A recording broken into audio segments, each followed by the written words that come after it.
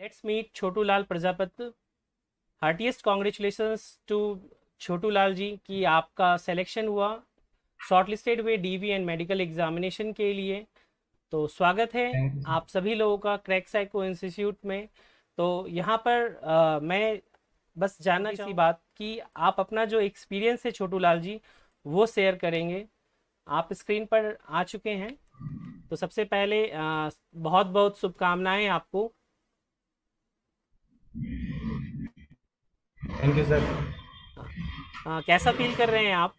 Medical examination psycho test हो गया आपका, वो भी क्वालिफाई कर लिया आपने बहुत ही अच्छे तरीके से. और अब जो है आप मेडिकल और डीवी दोनों भी देख करके आ चुके हैं लंबी यात्रा के बाद. तो कैसा फील कर रहे हैं?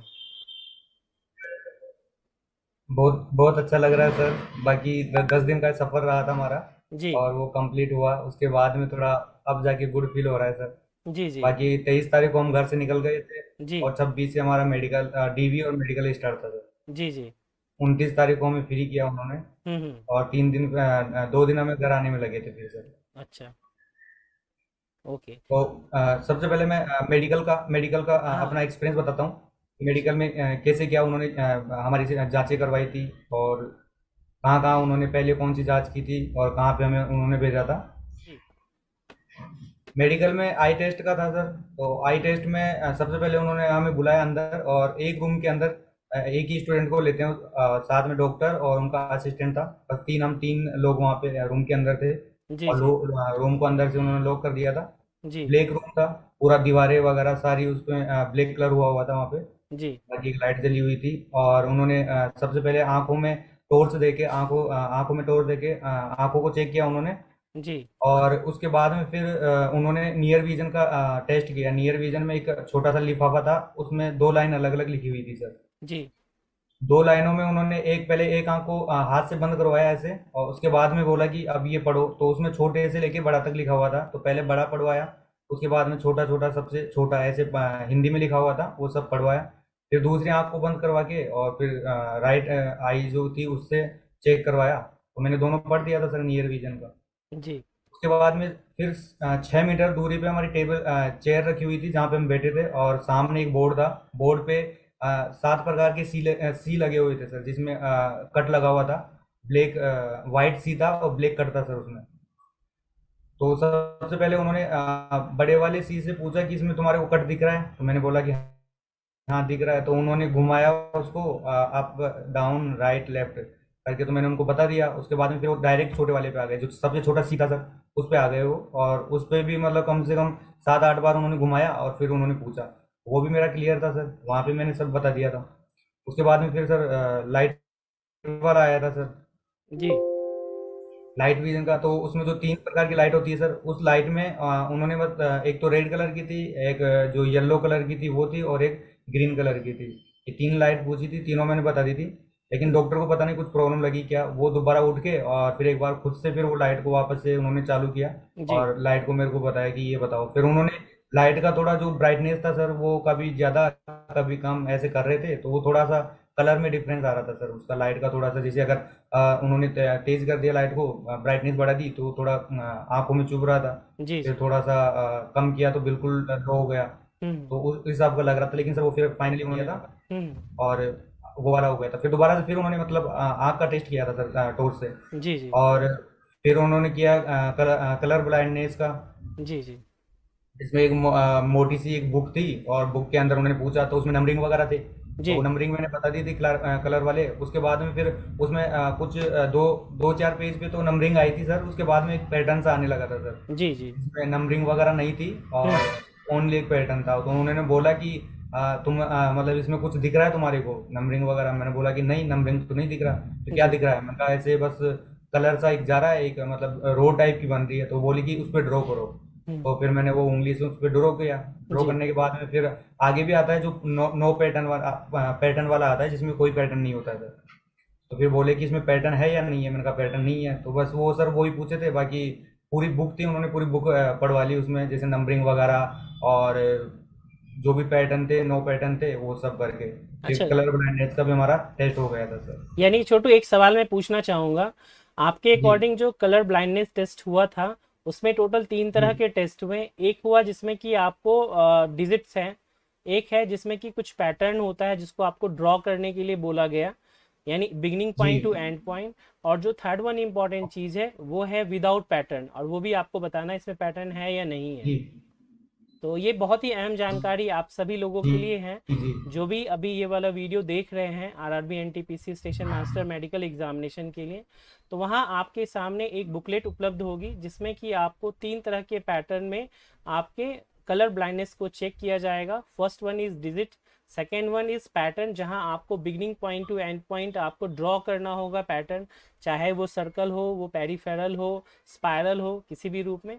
और थर्ड वन है जो विदाउट पैटर्न, वो आपको बताना होगा। ये ड्यूरेशन टोटल कितना रहा था छोटू जी? जी।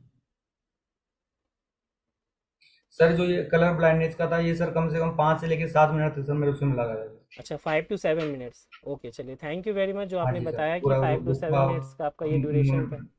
जी। इसके बाद कौन सा टेस्ट हुआ था इंपॉर्टेंट आई के बारे में? एक चीज और, सर हाँ आई के बाद जानकारी, में हाँ सर ये एक, आई वाला हो गया था। हाँ एक और चीज जो छोटी सी है वो मैं बताना चाहूंगा आप लोगों को। जो ये आपकी स्क्रीन पे ये दिख रहा है एक सर्टिफिकेट है जो आपसे बनवाया गया, ये क्या सर्टिफिकेट है मुझे बताएं।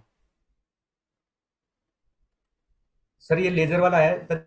ये जी लास्ट में जब हमारा पूरा आई वगैरह सब हो गया था, जी। फॉर्म वगैरह सब भरवा लिया था, उसके बाद में उन्होंने बोला कि हम्म। तुम बाहर जाना, बाहर किसी भी हॉस्पिटल में, प्राइवेट हो या गवर्नमेंट हो, कोई जी। भी हॉस्पिटल में जाओ और वहां से डॉक्टर को जाके बोलना, जो ऑप्थेल्मोलॉजी डॉक्टर हो, जो हम्म। आंखों का डॉक्टर है, उसको जी। जाके बोलना कि मेरे लेजर नहीं हुई है, ये हम्म। लिख के दो मुझे आपके लेटर हेड पे। ओके। और उसकी सील और मोहर, सील और साइन दोनों होनी चाहिए। तो फिर हम गए पास वाले हॉस्पिटल में, 1 किलोमीटर दूर हॉस्पिटल था, तो वहां जी। पे हम गए, वहां पे जाके हमने बोला काउंटर पे कि ऐसी ऐसी बात है, हमारा मेडिकल वगैरह है, तो हमें नो लेजर का एक सर्टिफिकेट चाहिए। तो वो बोले कि ठीक है।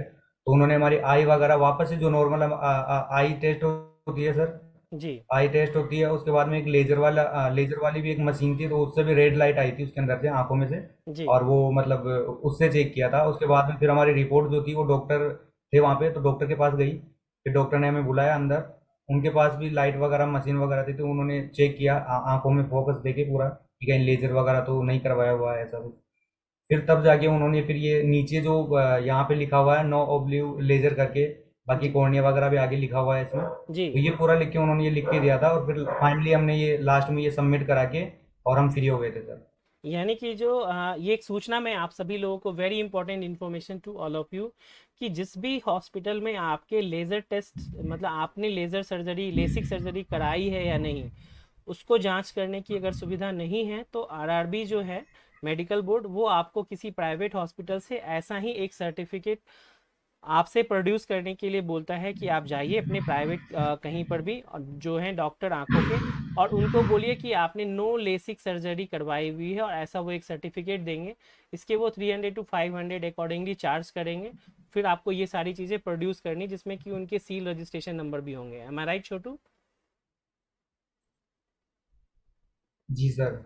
ओके, चलिए थैंक यू। आंखों के लिए सबसे बड़ी चीज़ जो आपने बताई कि 6/9 कलर विजन चाहिए, लेसिक सर्जरी के रिगार्डिंग अगर वहाँ सुविधा नहीं है तो बाहर से कराना होगा, और साथ ही कलर विजन से रिलेटेड आपने बहुत ही इंपॉर्टेंट चीज़ें जी जो हैं हमें जानकारी दी। चलिए अब हम आते हैं नेक्स्ट पड़ाव की ओर, और वो देखते हैं कि हमारा कौन सा टेस्ट है। तो अगर मैं बात करूँ कि हार्ट से रिलेटेड जो टेस्ट होते हैं तो उसमें क्या क्या जाँच की गई, इसके बारे में आप थोड़ा सा बताएं। सर जी जी। सर, हार्ट वाले में ओनली ईसीजी हुआ था सर, बस ओनली ईसीजी करते हैं वो। ईसीजी करके फिर उसमें अगर कुछ प्रॉब्लम आ रही है, तो वो अपने से बड़े हॉस्पिटल में रेफर करते हैं, रेलवे के में ही। जी। अगर फिर भी ज़्यादा मेजर प्रॉब्लम है तो फिर वो डायरेक्ट चेन्नई, जो चेन्नई में हॉस्पिटल है सर, वहाँ पे रेफर करते हैं। ओके, यानी बाकी कि अगर नॉर्मल है तो हाँ, वो कुछ नहीं बोलते वो। कुछ भी नहीं होते। तो ईसीजी टेस्ट कितनी देर का हुआ था? सर ईसीजी नॉर्मल वही मुश्किल से 1 मिनट भी नहीं लगा था। उन्होंने मशीन वगैरह लगाते हैं वो, तो उस टाइम पे टाइम लगता है। बाकी जो ईसीजी की जो रिपोर्ट निकल के आती है सर, वो मुश्किल से 1 मिनट भी नहीं लगा था सर, 1 मिनट में आ गई थी। अच्छा, 1 मिनट के अंदर जो है वो ईसीजी की रिपोर्ट आ गई थी। ठीक जी। है। तो वो रिपोर्ट भी आपको मिली थी या फिर वो डायरेक्ट हॉस्पिटल के पास ही चली जाती है? नहीं सर, वो हमारे को दिए थे उन्होंने, कि ये जाके आप वहाँ पे जमा कराओ मैम को, और उनको एक्सरे वगैरह के लिए पूछो। तो हम लेके गए थे, हम देखे भी थे बकायदा, मतलब उसमें, लेकिन वैसे जानते तो है नहीं कि कैसे क्या उसमें हार्ट रेट। लेकिन मैम से वहाँ पे जो जिस मैम ने की हमारी ईसीजी की थी, जी। उन्हीं से हमने पूछा था कि मैम कोई प्रॉब्लम वगैरह है, तो वो बोले कि नहीं नहीं सब नॉर्मल है। ओके, चलिए, तो जो ईसीजी था हार्ट से रिलेटेड, वो बेसिकली एक छोटा सा जांच था, वो कराया गया था। आइए हम नेक्स्ट चलते हैं। ब्लड टेस्ट के बारे में हम बताइए कि ब्लड टेस्ट आपका कैसा हुआ और क्या क्या उसमें जांच की गई। सर ब्लड टेस्ट में ओनली एक जो ग्लूकोमीटर होता है छोटा वाला, उसमें जी। उंगली पे छोटी सी सुई चुभोई और वहां से थोड़ा सा ब्लड निकाला और उससे केवल शुगर चेक किया अच्छा, था बाकी उन्होंने। बाकी जो और चीज़ें जो बाकी हमने। हमारा ब्लड वगैरह सैंपल वगैरह लिया नहीं, और सीबीसी वगैरह होती है उसके लिए कुछ नहीं लिया सर। अच्छा, वो सारी कोई भी चीज़ें नहीं ली गई। चलिए, तो एक अहम जानकारी आप लोगों के लिए ये है कि जो भी ब्लड टेस्ट किया जा रहा है, जी। वो ग्लूकोमीटर ले, के थ्रू किया ले, जा रहा है, जहाँ पर इंस्टेंट ब्लड शुगर का चीज़ देखा जाता है। और यहाँ एक छोटी सी चीज़ मैं ऐड करना चाहूँगा कि अगर किसी को शुगर की प्रॉब्लम होगी तो वो फास्ट और आफ्टर मील ब्रेकफास्ट वो वाला भी टेस्ट करते होंगे, एम आई राइट? जी जी। ओके, चलिए, तो और बाकी कोई भी लेकिन टेस्ट। सर कई जगहों पे मैं बात की। जी, बताएं हाँ छोटू। जी सर, कई जगह पे मैं बात किया था दोस्तों से, जो मेरे साथ के थे। जी। उनका जैसे त्रिवेंद्रम में हुआ, किसी का चेन्नई में हुआ, चेन्नई में गए थे मोर के अंदर। जी। हाँ, आपकी आवाज़ ब्रेक हो गई थी, दोबारा बताएं। हाँ सर, मैं बोल रहा था कि जैसे हमारा तो केवल उन्होंने ग्लूकोमीटर से छोटा सा एक टेस्ट किया था शुगर का। जी। लेकिन बाकी दोस्तों से बात हुई थी सर, उनसे जैसे चेन्नई में इग्मोर में किसी का हुआ था, एक त्रिवेंद्रम में हुआ था। तो उनसे बात हुई थी तो उन्होंने बोला कि हमारा पूरा प्रॉपर उन्होंने ब्लड लिया था सैंपल, और फिर जांच की थी सर। अच्छा, यानी कि वो वैरी कर रहा है अलग अलग हॉस्पिटल में कि वो क्या ब्लड टेस्ट के जी थ्रू जांच कर रहे हैं। कंप्लीट भी हो सकता है, जो मैंने प्रीवियस वीडियो में बताया था, सीबीसी एंड और, या फिर एक सिंपल शुगर का भी जांच करके देख सकते हैं। चलिए, ये बहुत जी। अहम जानकारी दी। आइए हम नेक्स्ट अपने क्वेश्चन की ओर बढ़ते हैं। यूरिन टेस्ट, यूरिन सैंपल आपका लिया गया था या नहीं लिया गया था? नहीं सर, हमारा यूरिन टेस्ट नहीं हुआ था सर। हमारा वो शुगर से उन्होंने ब्लड से शुगर चेक किया था। जी। लेकिन दूसरे या तीसरे दिन जब हम गए थे सर वापस से, वहाँ पे हमारी जब आई टेस्ट हुई थी, जी। तब उस दिन जो बच्चे आए हुए थे ना सर वहाँ पे हमारे हॉस्पिटल में सर, जी। जी। उनका यूरिन टेस्ट हुआ था सर। ओके, यानी कि यूरिन टेस्ट भी है, वो भी ले रहे हैं, नहीं ले रहे हैं, इरेगुलरिटीज़ है। जी तो आप लोगों को प्रिपेयर रहना चाहिए कि अगर यूरिन टेस्ट होता है तो यूरिन टेस्ट भी आप देंगे। चलिए, ठीक है, नेक्स्ट हम अपने क्वेश्चन की ओर आते हैं। जो एक्सरे है उसके बारे में बताइए कि ये एक्सरे आपका हुआ था और कैसा हुआ था। सर, एक्सरे हमारा जो हमारा था, एक्चुअली हमारा जो मेडिकल हुआ था वो हुआ था एर्नाकुलम के अंदर सर, जी। रेलवे हॉस्पिटल एर्नाकुलम में। जी। तो वहाँ पे एक्सरे मशीन की सुविधा नहीं थी सर। जी। तो उन्होंने फिर हमें रेफर किया था त्रिवेंद्रम के अंदर, जो कि केरला की राजधानी है जी। तिरुवनंतपुरम। वहाँ पे जो 300 किलोमीटर दूर था मेरे हॉस्पिटल से सर, तो हमें एक दिन पूरा लगा था वहाँ पे जाके आने में। तो वहां से उन्होंने एक्सरा किया हमारा, और एक्सरा करके हमें हाथ में दे दिया था सर कि ये लेके जाओ वहाँ पे जमा करा देना। यानी केवल एक एक्सरे टेस्ट करने के लिए आपको 300 किलोमीटर का डिस्टेंस ट्रेवल करना पड़ा। जी सर। जी ओके। अच्छा, बहुत ही मुश्किल भरा सफ़र रहा। तो एक्सरे में भी सारी चीज़ें नॉर्मल जी रही? सर, बहुत। हाँ नॉर्मल थी सर। अच्छा, एक्सरे जब वो करवाते हैं तो पूरे कपड़े रिमूव करवा के कराते हैं या फिर कपड़ों के साथ करवाते हैं, बनियान के साथ? नहीं सर, ऊपर से, हाँ ऊपर वाले सारे कपड़े जो भी, अगर कोई बनियान शर्ट टी शर्ट जो भी पहन रखा है वो सब हटवाते हैं सर। अच्छा, वो होते हैं। तो मेल के केस में ऐसा होता है, फीमेल के केस में होपफुली ऐसा ना होता हो। चलिए, नेक्स्ट हम देखते हैं। ईयर टेस्ट के बारे में बताइए। ईयर टेस्ट को लेकर के कई सारे क्वेश्चंस जो हैं हमारे स्टूडेंट्स के आए हैं कि ईयर टेस्ट कैसा होता है, मशीन से होता है, तो इसके बारे में थोड़ी सी जानकारी दीजिए।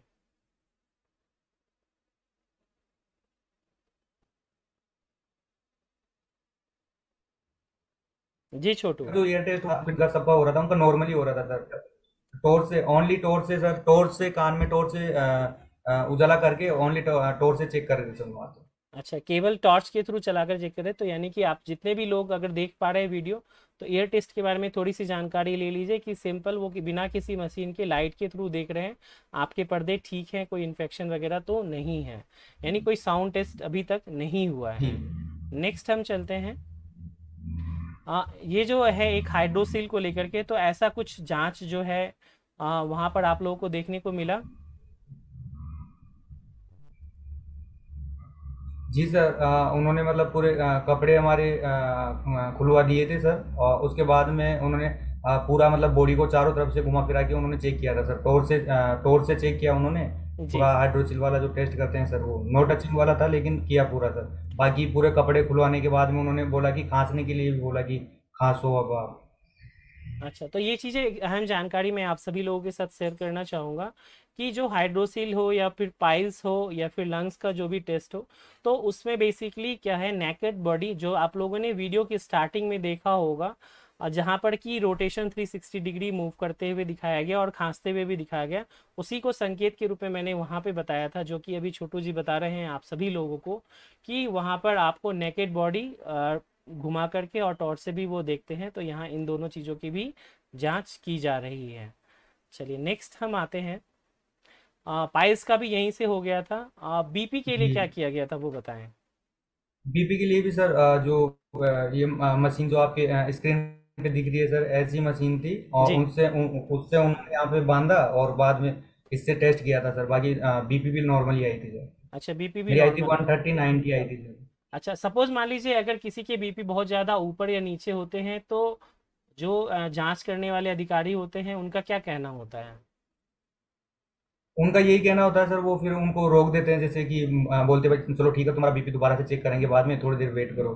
तो जैसे मेरा भी सर बीपी एक बार तो पहले हो गया था, पहले दिन ही हो गया था मेरा बीपी। जी। और फिर सर जहाँ पे मेरी आई टेस्ट हो रही थी सर, वहाँ पे उन डॉक्टर ने भी मेरा बीपी चेक किया था सर दोबारा से। जी। तो वहाँ पे मेरा जब फर्स्ट टाइम मेरी बीपी हुई थी सर, मैं बीपी चेक की थी, तो उन्होंने मेरी आई थी 130/90 सर। जी। और जब डॉक्टर ने चेक किया तो उस टाइम पे आई थी मेरी 142/90 सर। तो उन्होंने मेरे से पूछा कि तुम्हारे बीपी होती है, मैंने कहा नहीं। तो फिर उन्होंने हाथ से चेक किया, बाकी जो ये स्टेथोस्कोप होता है सर, उससे जी। चेक किया था सर, जो ये लगा के चेक करते हैं ना सर। जी। जी। जी। ओके। तो बाकी फिर उन्होंने नॉर्मली लिखा था। अच्छा, तो ये नॉर्मली लिखा था। यानी कि ओवरऑल देखा जाए तो कि ये इसके अलावा जो मैंने टोटल 9 टेस्ट बताए हैं, इसके अलावा कोई इंपॉर्टेंट टेस्ट जो रहा हो, आप साझा करना चाहते हो हमारे स्टूडेंट या फिर यूट्यूब व्यूअर्स के साथ, छोटू।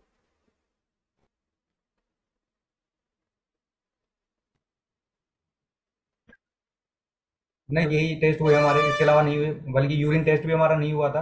बाकी जी। लेकिन जो दोस्त थे मेरे, उनसे मैंने बात की थी, तो उनका यूरिन टेस्ट हुआ था सर। अच्छा। हाँ, यूरिन सैंपल वगैरह लिया था, ब्लड सैंपल था हमारा, ये दोनों नहीं हुआ था। ब्लड में बस छोटा सा वो जो मैंने आपको बताया, उतना सा हुआ था सर। ओके। ओके। तो बाकी मेजर सर आई आई वाला है सर सिस्टम, इसमें मेजर आई का देख रहे हैं।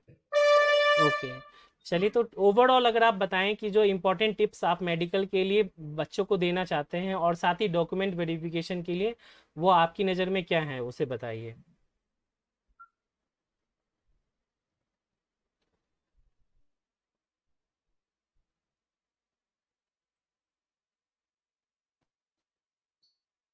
जी बताइए, छोटू। सर मेडिकल में तो यही है कि अगर टेस्ट हो, वैसे नहीं नॉर्मल आएगा, वैसा कुछ नहीं है कि मतलब ऐसे। जी। हाँ, मैं ये कह रहा हूँ कि आप क्या इम्पोर्टेंट बातें बताना चाहते हैं स्टूडेंट को, जो लगता है कि हाँ बताना चाहिए मेडिकल जो भी एग्ज़ाम देने के लिए अब जाने वाले हैं। आप अपनी तरफ से उनको क्या बताना चाहेंगे। इम्पोर्टेंट तो सर ये। हाँ, आपकी आवाज़ थोड़ी ब्रेक हो पा रही है। सर जिनसे भी मतलब मेरी बात भी हुई थी, ओके सर। जी, थोड़ा इन नेटवर्क इशू है, सॉरी व्यूअर्स, लेकिन फिर भी हम इसे कंटिन्यू रखना चाहते हैं। जी अभी आ रही बताइए। है सर? जी हाँ, अभी आप आ रही है।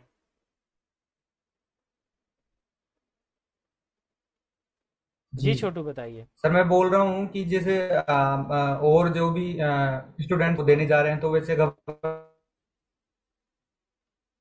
वाली कोई ऐसी बात नहीं है। कि जैसे अगर छोटी मोटी कुछ प्रॉब्लम होगी तो सर वो खुद मतलब सर हैंडल करते हैं सर, ऐसा नहीं कि वो बाहर कर देंगे। अच्छा। जी। अगर मेजर प्रॉब्लम है सर किसी चीज में, तो हम्म। छोटी है, ओके। ओके।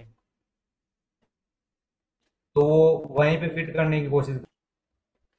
ठीक है, ठीक है। ओके। हाँ, आपकी आवाज़ प्रॉपर नहीं आ पा रही है छोटू। अच्छा, इसके अलावा मुझे बताइए डॉक्यूमेंट वेरिफिकेशन के लिए आप क्या इंपॉर्टेंट टिप्स देना चाहेंगे बच्चों को।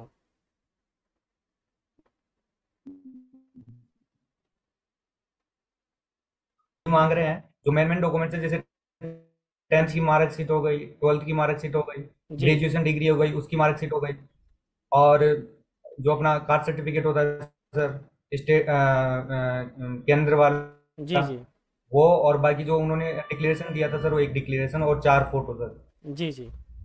इसके अलावा कुछ?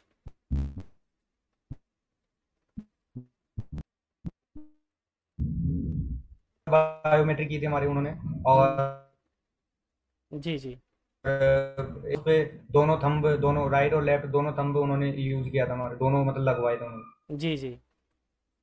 हाँ, इसके बारे में हमने बाकी जैसे पहले ही भी थोड़ा हमारा सा बता रखा है। डॉक्यूमेंट जी, जी जी, बताइए। जैसे ही फिर वहाँ पे डॉक्यूमेंट्स कंप्लीट होते हैं सर, तो फिर वो बाद में हमें मेडिकल के लिए जो कॉल लेटर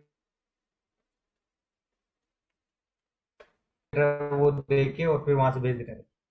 प्रॉब्लम ओके। होती है सर, तो वो टाइम देते हैं सर, एक उनका जो टाइम का क्राइटेरिया है उसमें वो देते हैं कि भाई आपको इतनी तारीख तक का टाइम दिया जा रहा है। आप जैसे मान लो कोई जॉब कर रहा है, वो एनओसी नहीं लेके आया, तो जी उसको जी टाइम देंगे कि तुम एनओसी ला के जमा करा देना, एक जी जी एप्लीकेशन लिखवाते हैं। जी जी। ओके। बाकी डॉक्यूमेंट से ऐसा कोई इश्यू नहीं हुआ था सर। जो मैं मेरी शिफ्ट में 60 बच्चे थे, हम 60 में मुश्किल से 10 बच्चों को ये एनओसी की प्रॉब्लम थी, तो उनको सबको टाइम दे दिया था सर, 10 तारीख का टाइम दिया था सर। अच्छा, यानी कि जो एडिशनल टाइम है वो दे रहे हैं, घबराने की किसी भी तरह की कोई बात नहीं है। अच्छा, पूरा ओवरऑल अगर हम बात जी करें कि है ना, कैसा रहा माहौल जी मेडिकल सर। एग्जामिनेशन और डॉक्यूमेंट वेरिफिकेशन का, आप उसको थोड़ा सा बताएं।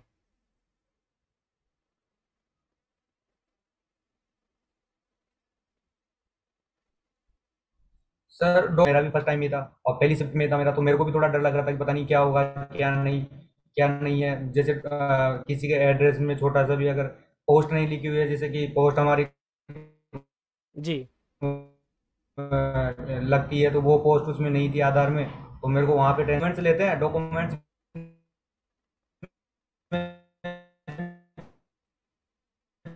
जो वो चेक करके फोटो को भी खुद रख लेते हैं, बाकी ओरिजिनल अपन को वापस दे देते हैं।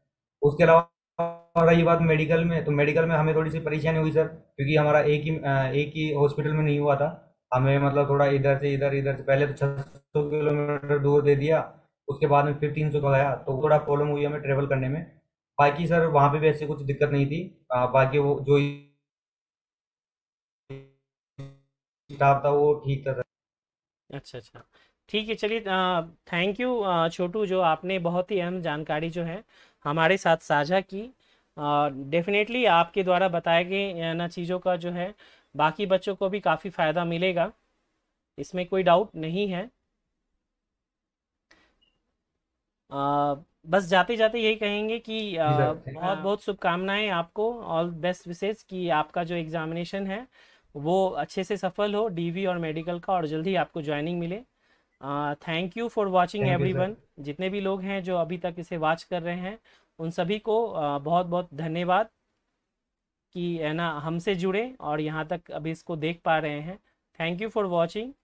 अगर आप लोगों को दोस्तों ये वीडियो पसंद आया हो तो आप वीडियो को लाइक करें,